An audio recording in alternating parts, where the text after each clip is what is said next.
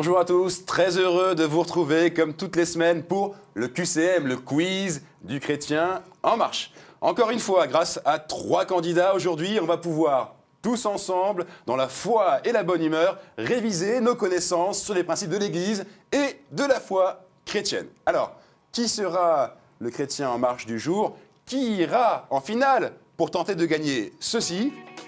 Croire.com a le plaisir de vous offrir un voyage en Terre Sainte. De Nazareth à Jérusalem, en passant par le désert de Judée et le lac de Tibériade, vous partirez une semaine à la découverte des lieux saints et marcherez sur les pas du Christ tout au long de ce pèlerinage inoubliable. Qui sera le chrétien en marche du jour, qui ira donc le 24 novembre prochain en finale pour tenter de gagner ce voyage en Terre Sainte? On va le savoir. Présentation avec notre équipe de choc, on peut le dire, du jour.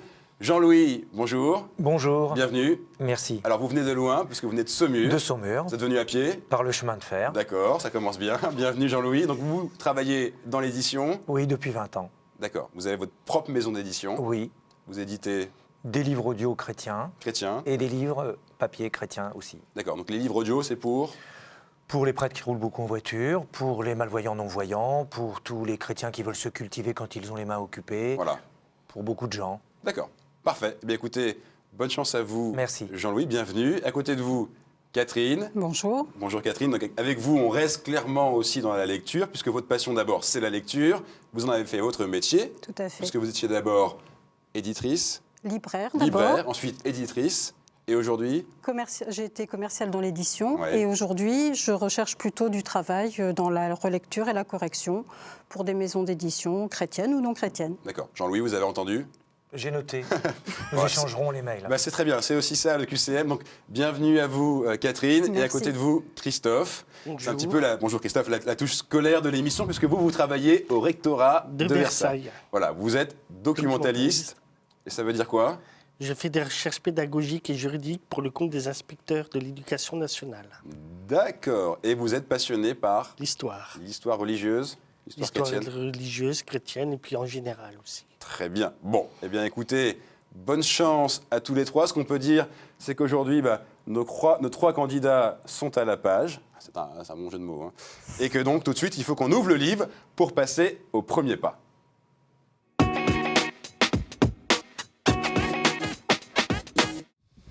Voilà, vous connaissez les règles, Jean-Louis, Catherine, Christophe. Vous avez chacun 2 minutes pour inscrire un maximum de points. Je répète que ce n'est pas une manche éliminatoire. Vous êtes donc tranquille là-dessus. Tout le monde peut sourire.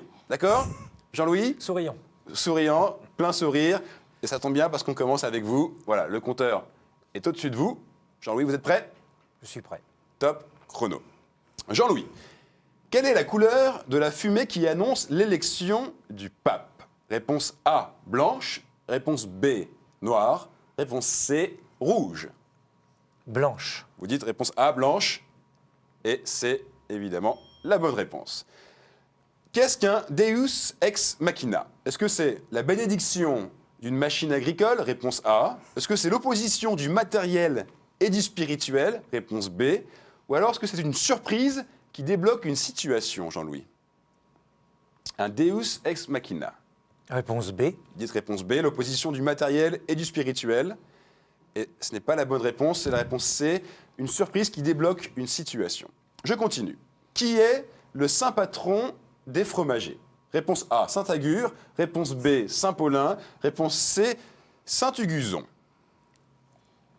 Là, Je dirais réponse B. réponse B, vous dites Saint-Paulin?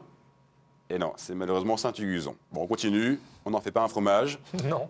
Qu'est-ce qu'une ADAP, Jean-Louis? Est-ce que c'est un repas paroissial festif? Réponse A. Une commission de censure diocésaine? Réponse B.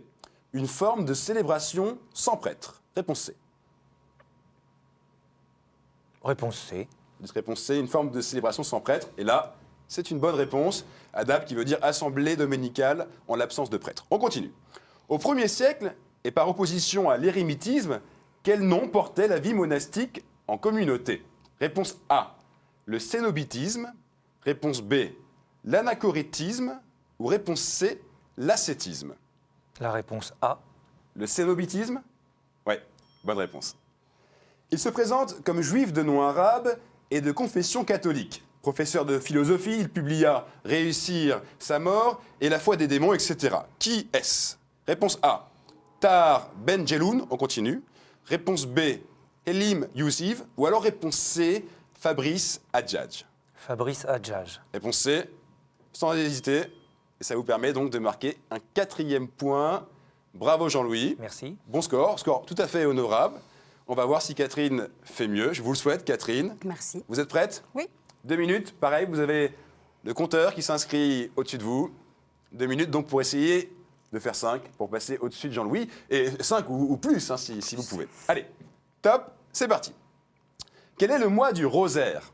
Réponse A, mai. Réponse B, août. Réponse C, octobre. Mais, Vous dites mai, réponse A. Et c'est la réponse C, octobre.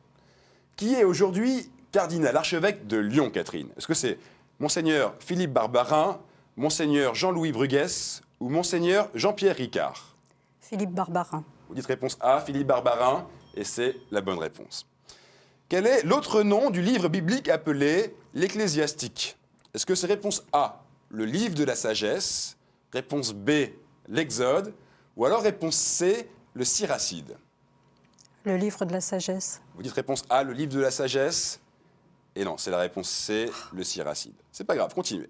Quel est le nom originel de l'acropole de Jérusalem, la forteresse conquise par David, colline où sera élevé le temple et qui désignera parfois toute la ville? Est-ce que c'est réponse A, Juda, réponse B, Sion, réponse C, Paix?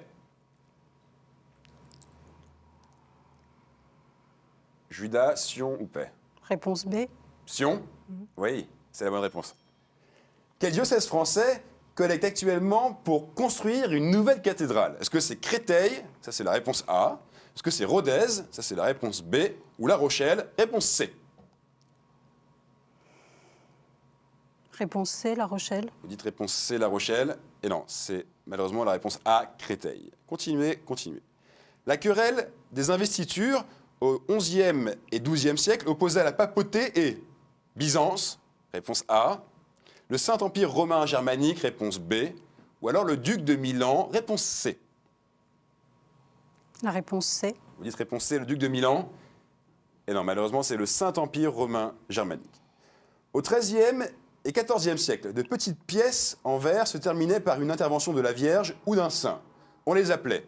Vous avez le droit de répondre à cette question. Réponse A, les farces.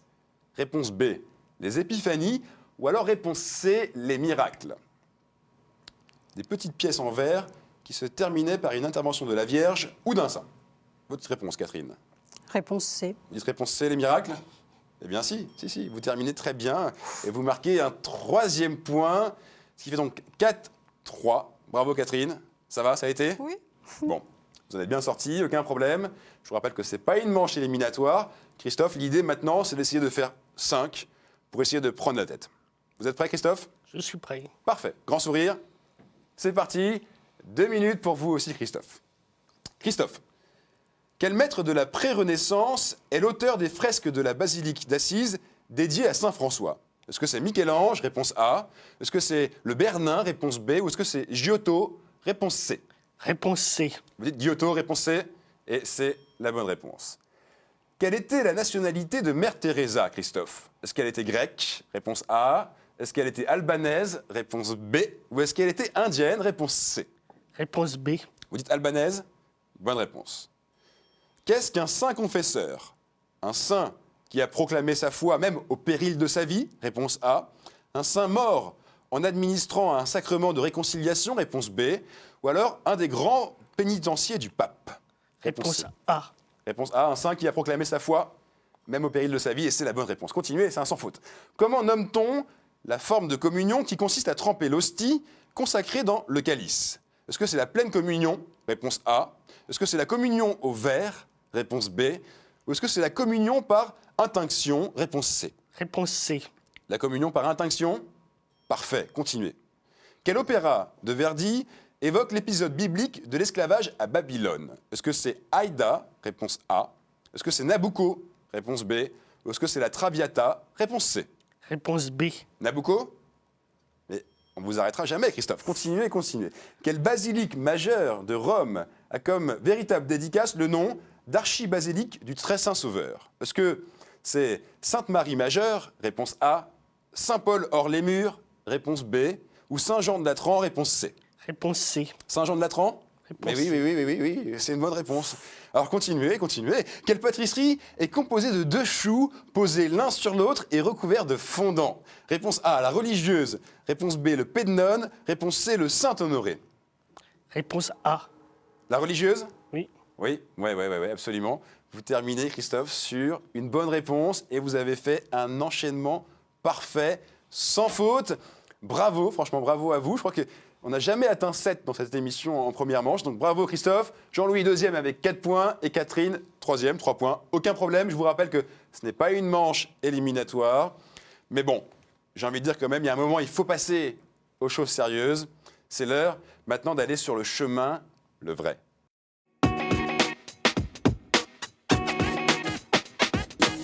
Voilà, bienvenue sur le chemin, c'est le moment sérieux de cette émission, vraiment. Voici les règles sur ce chemin. 6 thèmes apparaissent sur vos écrans, on va les lire ensemble. Alors, saint et témoin de la foi, ça c'est le thème 1. La Bible, thème 2. L'Église et son histoire, thème 3. Liturgie, sacrement et prière, thème 4. Art, culture et foi, thème 5. Et question providentielle, là j'aime bien celle-ci, c'est la question un peu risque, la question un peu mystère, on ne sait pas trop ce qu'il y a derrière. Alors, Christophe, c'est vous qui êtes arrivé en tête de la première manche. Je vous laisse choisir 2 thèmes sur tous les thèmes donc, qui s'inscrivent à l'écran. Liturgie, sacrement et prière et l'Église et son histoire. Alors, premier thème, liturgie, sacrement et prière. Et évidemment, là, ça m'aurait étonné, l'Église et son histoire, pour un passionné d'histoire. Ça semble cohérent. Jean-Louis, vous êtes arrivé second. Vous avez le droit de choisir un 3e et dernier thème. J'hésite, mais je crois que je vais prendre question providentielle. Ah oui? Vraiment, vous êtes sûr? J'en suis certain. Vous aimez le risque? Oui. Parfait. Eh bien écoutez, Catherine, malheureusement, vous êtes arrivée 3e. On vous impose donc les 3 thèmes suivants qui sont liturgie, prière et sacrement, l'Église et son histoire et question providentielle. Mais, encore une fois, rien n'est joué puisque les 3 compteurs repartent maintenant à 0. Je vais vous poser à tous les 3 en même temps une question dans laquelle je vais donner de plus en plus d'informations. Dès que vous pensez avoir la réponse, vous appuyez et vous donnez la réponse, si possible. On est prêt? Tout le monde est prêt? Oui. Eh bien écoutez, c'est parti. Question, liturgie, sacrement et prière. Je suis une pièce musicale chantée. Je suis aussi un ensemble de rites et de prières. Dans leur brièveté, ces prières soulignent que l'offrande de l'homme est déjà don de Dieu. Je suis ainsi une partie de la messe, située entre la liturgie de la parole et la grande prière eucharistique. Christophe, L'offertoire. vous dites l'offertoire? Et c'est une bonne réponse. Le prêtre fait l'offrande du pain et du vin en disant « Tu es béni, Dieu de l'univers, toi qui nous donnes ce pain et ce vin, fruit de la terre et du travail de l'homme. » L'offertoire. On continue. Question, Église et son histoire. Je suis un mot qui fut utilisé pour la première fois pour désigner la grande majorité des chrétiens, c'est-à-dire ceux en accord avec les conciles œcuméniques. Je rassemble aujourd'hui environ 250 millions de chrétiens. Catherine? Les catholiques? Les catholiques? Non. Jean-Louis, Christophe, vous pouvez continuer à répondre. Je rassemble aujourd'hui environ 250 millions de chrétiens organisés en églises territoriales. Les orthodoxes? Alors attendez, Jean-Louis, vous dites? Les orthodoxes? Eh oui, c'était l'orthodoxie. Je viens de 2 mots grecs qui signifient droit et gloire ou opinion, c'est l'orthodoxie. On continue. Question providentielle. On me trouve sur des monnaies grecques, des objets précieux d'Inde ou de Babylone. Je fus identifié à plusieurs dieux grecs, c'est pourquoi Pythagore défendait à ses disciples de les tuer et de s'en nourrir. À cause de mes habitudes matinales, certains faisaient de moi un prophète, et c'est dans mes entrailles ouvertes que l'on lisait la volonté des dieux. Christophe, Le coq. vous dites le coq, oui, c'est le symbole du Christ aussi, le coq. On continue. Question liturgie, prière et sacrement. Je fus d'abord commémorer le jour de Noël, auquel je demeure lié très logiquement. Ma fête a lieu à présent le jour anniversaire de la mort d'Adam. On aura pu également me lier à Sarah parce que nos histoires ont un air de parenté. Si vous avez la réponse, vous appuyez. La cathédrale orthodoxe d'Athènes porte mon nom, de même que les femmes prénommées Évangéline. En art, il arrive que ma représentation inclut Dieu le Père, mais plus souvent encore le Saint-Esprit, dont le rôle est majeur. Il est fréquent que Marie soit peinte en train de lire... Christophe. L'Annonciation. Oui, Christophe, bien joué. L'Annonciation, 3 points. Jean-Louis, 1. Catherine, 0. Rien n'est fait, on continue. Je continue avec l'Église et son histoire. C'est au milieu du XIVe siècle que Geoffroy de Charny fait mon acquisition, puis que sa veuve me donne à voir. Sa petite fille me donna au duc Louis de Savoie. Encore vous, Christophe, qu'est-ce qu'il y a? Vous avez la réponse? Allez-y. Le Saint-Suaire. Vous dites? Le Saint-Suaire. Et c'est la bonne réponse, le linceuil de Turin. Beaucoup s'attachent à rassembler des preuves, mais l'essentiel est la vénération dont on m'entoure et la façon dont certains se tournent ainsi vers le Seigneur, supplicié en Palestine il y a 2000 ans, le linceuil de Turin. Question providentielle. Là, on cherche un nombre. Je suis un nombre hautement composé, c'est-à-dire un entier qui possède plus de diviseurs que n'importe quel entier positif inférieur à lui. Ah, j'aime bien cette question. Je suis le nombre de gâteaux que le Lévitique demande de préparer chaque sabbat avec la fleur de farine pour les offrir à Aaron et ses fils. Je suis aussi le nombre de récoltes de l'arbre de vie dans le paradis annoncé par l'Apocalypse. Je suis le nombre d'années de maladie, de l'hémorroïde et l'âge de la fille de Jaïr. Oui, Jean-Louis. 12. Vous dites 12? Oui, je suis aussi le nombre des apôtres, c'est 12. 4, 2 et Catherine toujours 0, mais il est temps d'y aller. Certains me rattachent au livre d'Ézéchiel, qui dit « Passe par le milieu de la ville et marque d'un signe le front des hommes, car ce signe, sur le front, était un tav, c'est-à-dire un T, dernière lettre de l'alphabet hébreu, qui désigne Dieu à la manière dont l'oméga le fait en grec. Je fus d'abord effectué avec 3 doigts, mais les latins ont préféré me faire avec toute la main à partir du XIIe siècle. Catherine. Le signe de croix. Oui, le signe de croix, parfait. Je suis un des gestes les plus fondamentaux de la prière chrétienne. Et je suis toujours fait au nom du Père, du Fils et du Saint-Esprit, le signe de croix. Je continue avec une question Église et son histoire. Nous avons surgi en un temps que l'historien Yves-Marie Hilaire qualifie de « nouveau printemps pour l'Église ». Il nous semblait assister à la résurrection religieuse de la société actuelle, note alors le jeune Ozanam, en commentant le succès rencontré en 1835 par l'abbé Lacordaire dans ses prédications souvent doctrinales données à midi pendant 2 temps privilégiés de l'année liturgique. C'est Ozanam lui-même qui avait suggéré à l'archevêque de Paris, Hyacinthe de Quellem, de pouvoir entendre à Notre-Dame de Paris... Jean-Louis. Les conférences de Carême? Oui, bonne réponse. C'était la dernière question.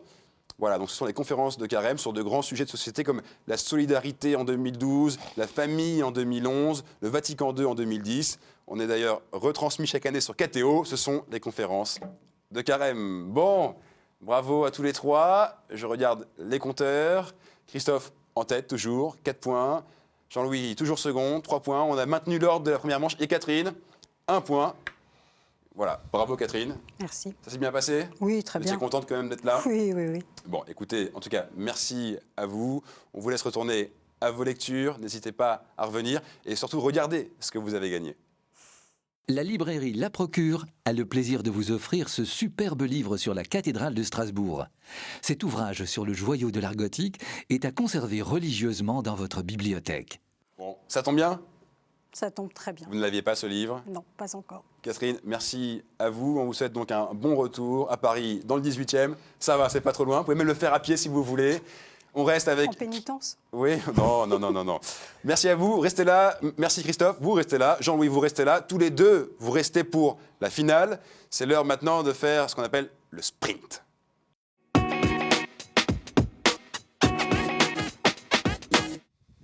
Nos 2 sprinteurs sont sur la ligne de départ, Jean-Louis, Christophe. Au bout du chemin, il y a une place en finale le 24 novembre et peut-être même un voyage en Terre Sainte. Vous êtes prêts tous les deux? Nous sommes prêts. Concentrés? Nous sommes prêts. Parfait. Eh bien écoutez, c'est donc l'heure de faire le sprint final. Vous connaissez le principe. Je vais vous poser à chacun en même temps une question qui appelle une suite de plusieurs bonnes réponses. Et vous allez tenter de répondre un peu comme un ping-pong, d'accord? Le premier qui sèche perd le point. Il faut marquer 2 points pour être le chrétien en marche du jour. Jean-Louis, Christophe, voici la première question. citez les 4 premiers disciples de Jésus selon l'évangile de Matthieu. C'est-à-dire chronologiquement, les disciples de Jésus selon leur date de recrutement. Et c'est vous, Christophe, qui avez le droit de commencer. Saint-André, Saint-André, c'est validé. Il y en a 4, donc il en reste 3. Jean-Louis. Saint-Jean, Saint-Jean, c'est validé. Christophe. Saint-Pierre, Saint-Pierre, c'est validé, c'est Simon-Pierre. Et il en reste un 4e. Jean-Louis. est-ce que Saint-Jacques, vous dites Saint-Jacques, Saint-Jacques. Eh, parfait, ça commence très bien. C'est donc une suite ininterrompue de bonnes réponses. Ça fait donc égalité, 1 point chacun. Voici maintenant la prochaine question qui va vous départager. On va parler maintenant d'autres disciples plus près de nous dans le temps. Voici la question. Citez les présidents de la conférence des évêques de France depuis 1945. Il y en a 11, je vous aide, il y en a 11. Citez les présidents de la conférence des évêques de France depuis 1945. Et c'est vous, Jean-Louis, qui commencez cette fois-ci. Prenez votre temps.